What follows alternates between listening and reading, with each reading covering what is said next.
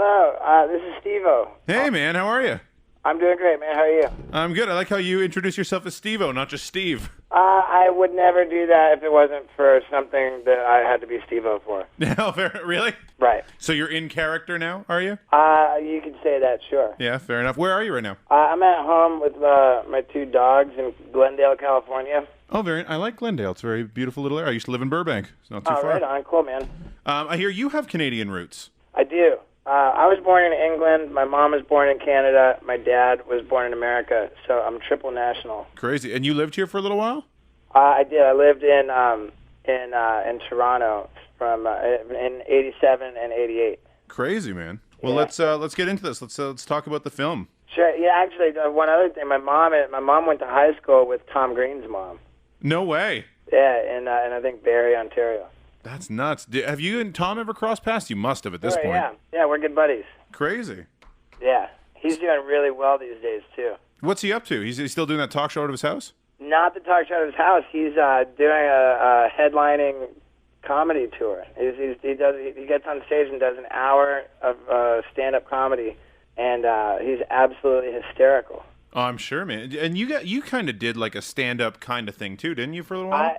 I did I called it "Don't Try This at Home" tour. Right. And I toured a lot with that, but I actually first got into stand-up comedy like 4 years ago, and only recently am I really doing it a lot. What do you talk about? What's your act like? Is it political? Like what are you talking about? You know, there's a lot of stories related to my experience as a premature ejaculator. And just like the ridiculous ease with which, premature ejaculating occurs repeatedly.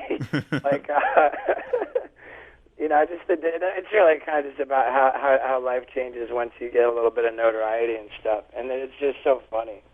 Crazy. Like, but yeah, I draw on a lot of personal experience and just share the ridiculousn's of my life. Well, I'm sure people want to hear the Jackass stories, the behind-the-scenes stuff. Right, yeah, which is great too because I'm working on a book as well. Oh, really? Yeah. Like an autobiography kind of thing? Exactly that. Yeah. Cool, man. When can we read it? When are you thinking, at least? Is slated for release in June of next year. Cool. Yeah, I believe June 7th is what we're shooting for. Well, hopefully the DVD release of this 3D film comes out around the same time and gives you a little publicity. I think I don't know about the DVD release of this film. We've got a 3.5 release. Oh, okay. Like the last time around we did Jackass 2.5. Right. This time we've got 3.5, and 3.5 is going to be amazing. How long do you guys shoot for? Like, how long does it take to do a 2-hour we shoot film? For 6 months. 6 months? And how often do you guys, like, it can't be every single day there's a new stunt. No, we'll shoot for about 2 straight weeks and then take 2 weeks off to heal. And that's about how it works. I heard it was your first time doing it straight, like completely sober. Right, yeah. Well, congratulations for one. Yeah, thank you, man. I've been clean and sober for over 2.5 years now. And this was my first movie. Like, being sober didn't help. Being sober didn't make it easier to do the kind of stuff I need to do for Jackass.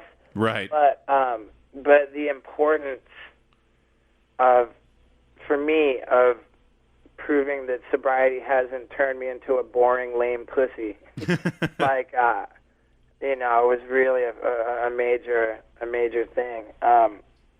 So it's weird, here I'm in these situations, like, more than ever, like, dreading them, but also more eager than ever to be in these situations. So, like, that dynamic really made my contribution to the movie, I think, more compelling than the first two. And, like, I was so eager to participate in as much stuff as I could, that I wound up, like, really being in this movie more than either of the first two. So. Oh, that's cool.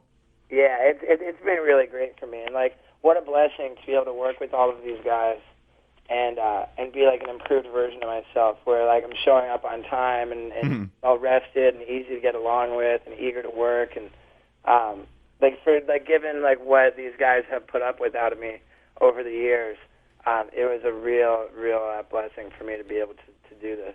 Do you write your own stunts? Like, how does an idea come to fruition? There are different ways that ideas come to fruition. Like, we'll have actual, like, organized meetings where we get in a room and we throw around ideas. As we, like, the kid carry on about our merry way, like, something might come to us and we'll generate, like, text conversations about it or write up emails. I got an idea. Well, at one point, before we started shooting, I had a dream where, in my dream, we were on the set and they were drawing a dartboard onto my face with a Sharpie marker, and I woke up from this dream thinking, oh man, we have to make a dartboard out of my face. Like, I was like, although there's so many good reasons not to do that, like I couldn't think of any that made me not want to do it. So I remember going into the office and talking to Knoxville. I told him about my dream, about how I wanted to have darts thrown at my face. And Knoxville's response was, I applaud your commitment, but that's too dark even for us. But I wouldn't let it go. So when the director came in to the office, I ran it by him. And of course, our evil director said, I like it. but we could have a problem with the lawyers because it's so imitatable. And right. Then, we all kind of collaborated on it. And Knoxville said, well, I'm looking for a guy who can, blow stuff out, like control his butt and like fart. We found a guy who could suck a bunch of air into his butt, who could like hold a blow dart gun up to his ass and blow darts out of the blow dart gun with his ass and shoot darts, basically fart darts is what we called it. And everybody was so excited about that because it wasn't imitatable and it was like, it's kind of goofy, like, and gnarly. Oh, yeah. That was, fart darts was the first thing we shot for Jackass 3D. That was day one. Crazy. And we had this guy playing a trumpet with his ass. This guy could really blow with his ass. Like, he was playing a trumpet. Those little party things where you blow on it and the paper unrolls? Oh, yeah. Like, he was, we were like saying, yeah, let's party, like, this guy's blowing those things with his butt. That was the first, and we shot the movie in 3D. So right when you get a shot, like, you can go over to the monitor, put on the glasses, and see it in 3D. Oh, that's cool. I didn't know that. Yeah, like, a lot of these movies, like Clash of the Titans, like so many of these movies that are called 3D are really shot in 2D and then just kind of tinkered with somehow. Right, that's how I thought it worked, yeah. Yeah, no, we, like, a 3D camera has, like, two lenses, so it's got, like, different, like, depth, Right. But, we actually shot it in 3D, so the 3D looks, like, so much better than a lot of these movies out there. And that's the first thing I saw on day one was this, like, little party thing, the paper that unrolls when you blow into it, the little party toy. And it's a shot of this guy's butt, and he blows it with his butt, and the thing unrolls right out into the screen. It comes right out at you. Like, when I saw that on the very first day, I knew that we were really onto something. That's cool. You mentioned something interesting, though, about the kids and imitating. You guys must get a lot of slack for that.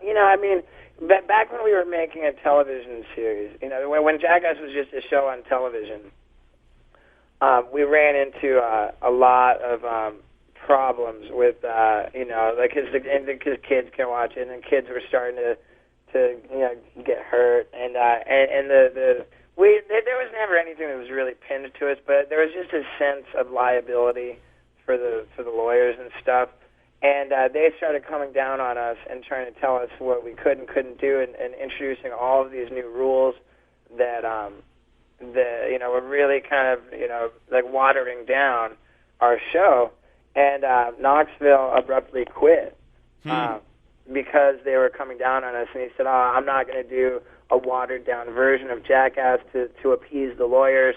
Like, before I water it down, I'm going to call it quits entirely. And we were all kind of, the rest of us sidekick guys were kind of sitting around saying, what? Like, what are you talking about? Like, you quit, like, and they already had the idea that it was so popular that they wanted to make movies, and thankfully it was the pressure from the lawyers to water us down that made the movies possible, because with that R rating, we were able to get away with so much more. Mm-hmm. But even with the R rating, like, there's still some paranoia about, that's a word that gets thrown around, is imitatable. And, right. I don't know how it works. And to be honest, I think it's really more just paranoia than, there's no, like, hard and fast rule for anything, It's amazing, like, some things they let us do, like, I can't even believe it, and some things they don't want us to do, like, I'm surprised by. Sorry, go ahead. Generally, as a rule, the goofier and more outlandish, the more entertaining it is anyway, and also the less imitatable. You gave us a little sneak peek in that first stunt of the movie, but is that your favorite one, or do you have one that you just can't wait for people to see? The way it turned out, the actual fart dart, hitting my face, is it didn't even make the movie. That's in 3.5. Oh, okay. And that's that's a real testimony to, like, the kind of work that we're doing. For example, I got hospitalized twice. One time with second-degree burns, like, up my left leg and my butt cheek and my really my whole side. And this from what we call the fire gauntlet. And I can't wait to see that. That sounds fun. Yeah, and that didn't make the movie either. Like, that's in 3.5. There's another thing where we've fired a high-powered BB rifle. We shot a BB straight through my nipple. Oh. From the side, and did all this, like, horrible damage to my nipple. And then right as I'm sitting there with my nipple, like, pouring blood and with the BB lodged in it, Bam came up and broke my nose. I like how you guys laugh about that kind of stuff. Yeah. Bam has this trick where, like, he'll sneak up behind you with a boxing glove on one hand and a glass of water in the other one. So he'll throw a glass of water on your face real fast and punch you with the other hand. So it's called the Rocky. So, like, and then we were playing with, like, cameras that shoot 1,000 frames per second, and they're called phantom cameras. Right. So, like, in slow motion, you can just see all this crazy stuff, like all this, the way that the face, it's the stuff that your eye would never notice. Like, just really, it's crazy when you see a guy get punched in the face, and all the water, like, spraying like the sweat in the Rocky movies. Mm-hmm. Well, Bam pulled his Rocky trick on me as I was standing there with my nipple gushing blood. And he just straight punched my nose, like, way over to the side of my face. That's fantastic. And so I showed up at the hospital with a broken nose and a BB in my nipple, and that didn't make the movie either. That's in 3.5 as well. Well, now people are going to be excited for 2 films. It's awesome. Right. Yeah, it's good, man. It's definitely good, but like I said, man, I wanted to be involved in as much stuff as I could, and I have plenty of footage that did make the 3D. There's plenty of footage will be in theaters, and a whole bunch more in 3.5.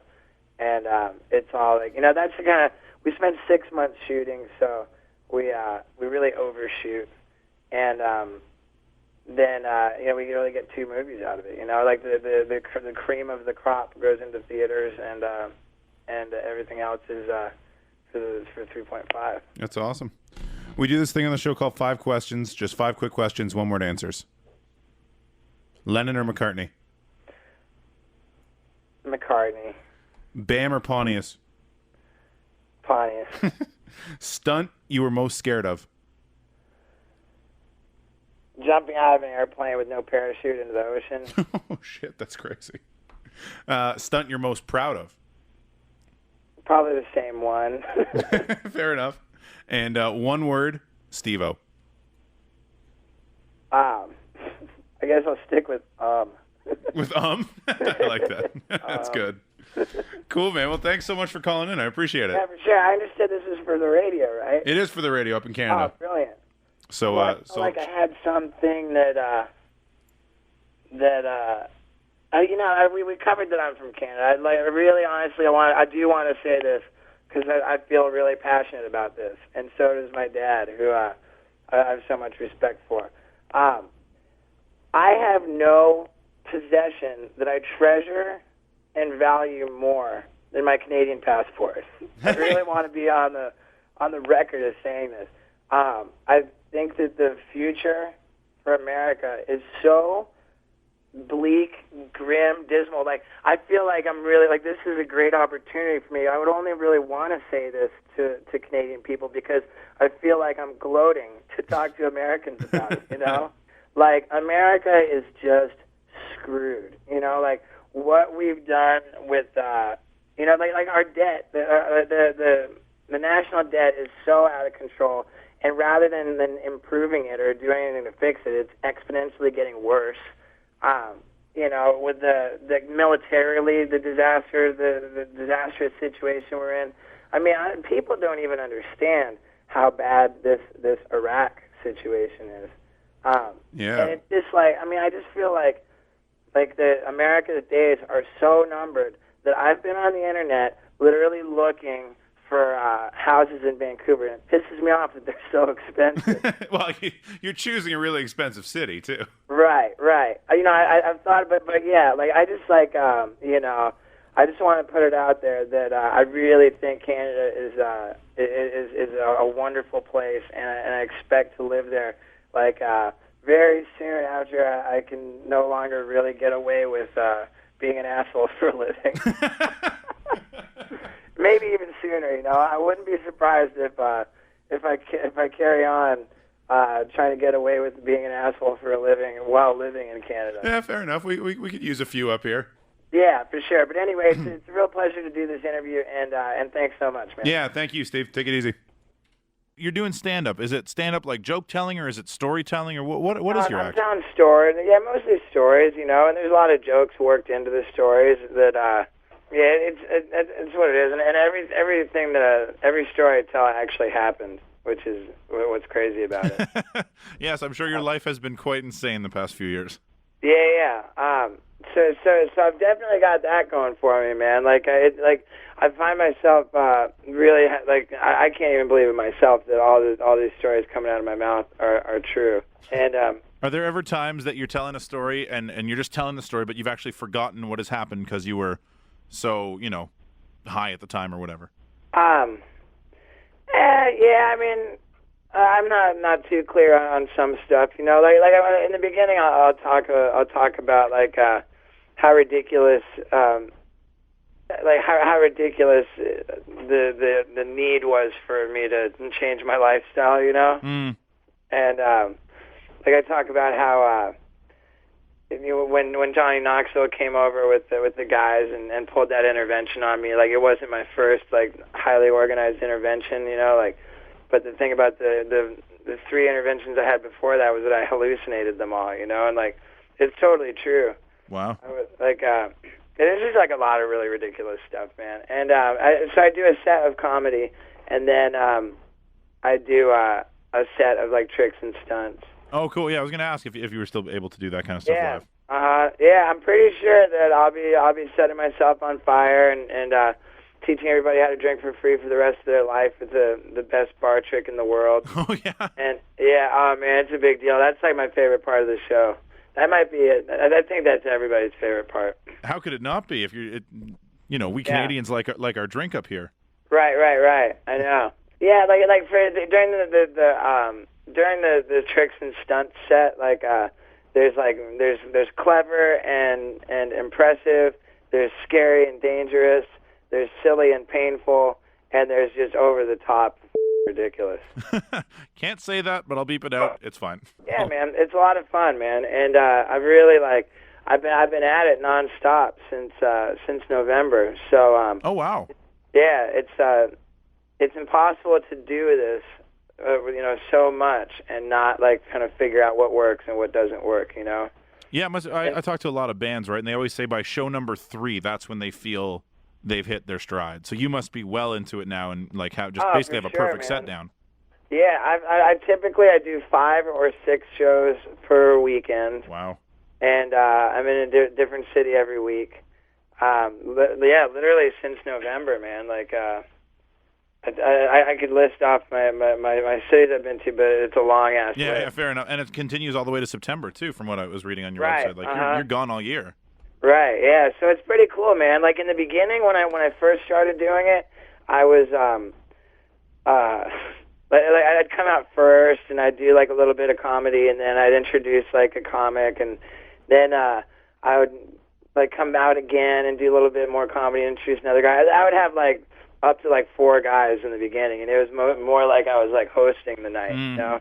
And then gradually, like I've got way more material, and now it's like there'll be like an MC starts out, does like I don't know, like 10 minutes or so, and then a feature guy will do like 20 minutes, and then I'll go for a whole hour. Wow. And is this something you want to do? Like, is this going to be what you do now? Is this your life? I don't know, man. You know, like I'll tell you, I'm having a blast with it. You know, It sounds like it, yeah. Really, like you know, a lot of people.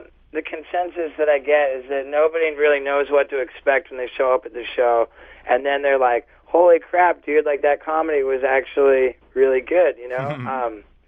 And as you know, like it's people don't really consider me a stand-up, and I did get into it like 4.5 years ago. Yeah, I think we talked about that last time a little bit. Right, yeah. Someone invited me to come do like a crazy stunt at the Laugh Factory in Hollywood, California. And I showed up, and I looked around. I thought, you know, there's just nothing I could do that would be crazier than to get on that stage and try stand-up. And so that was my first time doing stand-up comedy. Was 4.5 years ago. Did it work the first time, or did you bomb? First time I did pretty good, man. Oh, like really? I showed up like not even knowing what the plan was, and I walked in. I decided that was what I was going to do, and I was sitting around waiting for it to become my turn. And I just thought up, like, man, like, what would I say to make people laugh? And I just came up with a few things. I wasn't on stage for very long, you know, just a few minutes, but the stuff that I threw out there actually got laughs, and I got hooked pretty much right away. And here, that's what it is. That's what it is. People laugh, and you're in, and you can't get out. Yeah, right. And then I guess it was like, I don't know, last August, maybe September, I met Dane Cook, and I told him that I really wanted to get like serious about it and buckle down and really like do that. And he said, man, like I'll put you up on, you know, I'll get you up on the, you know, at the LA Improv. And he just said, next week it's on. We just picked a day, and I was like, oh man. And I spent that whole week just writing, and like I had like 4 different comics come over at different times to like go through what I'd written and like tweak it out. I went like night after night to the open mic, and I worked it out. And then when the night came, I went on stage like a couple comics after Sarah Silverman, and immediately before Dane Cook. Remember, I sat down with Dane Cook after his set, and he told me, I'm not sending you back to the drawing board, which was like a big deal, you know. Yeah. Like he said, you got to work on your timing and your delivery, but like your material's there. It's good stuff that you're doing. So yeah, we're off to a good start. That's awesome. And then from that night, I was in comedy clubs every night, man. Like I remember, like then the second night, it just so happened Dane Cook was at the Laugh Factory, and I went on, and he went on, and then we sat down, and he said, it's good that you're like, you know, because I was like kind of stressed, like if I forgot like one thing, it would throw off like everything I had prepared, you know, Yeah. because it wasn't like a bunch of separate jokes. It was like the whole thing that's. So I was like all like really like kind of stressed out the first night. And I remember my second night, my goal was to like relax, be comfortable, and Dane Cook told me, he said, okay, it's good that you're relaxing, but like don't relax too much because you're coming off lethargic. You know, he said, remember you're performing, man. Like this has got to be an amplified version of you. So don't relax too much because then people will get the impression, they'll think that you don't even want to be there. You know, Right. like. And then, like, I remember the third night, again, Dane Cook was there, and he sat down, and his notes on that third night, he was like, okay, man, you're getting better. Like, it's great. He said, but don't let yourself get locked into a way that you feel like you have to tell the joke, you know? Like, don't be up there like you're doing a routine. You know, really, you know, like you got to be more conversational, he said, you know? Like, consider this like you're hanging out with the crowd, you're having a conversation with them, And so from that, I really like, just so helpful, man. And like to have like Dane Cook, he's like the biggest comic out there. Yeah. And have him like really take me under his wing was like a big deal, like.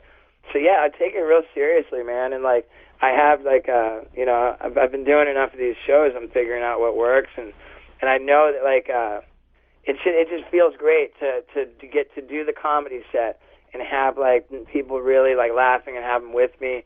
And then let them know, okay, like now I'm going to do all this other stuff that you guys already know me for too, Mm-hmm.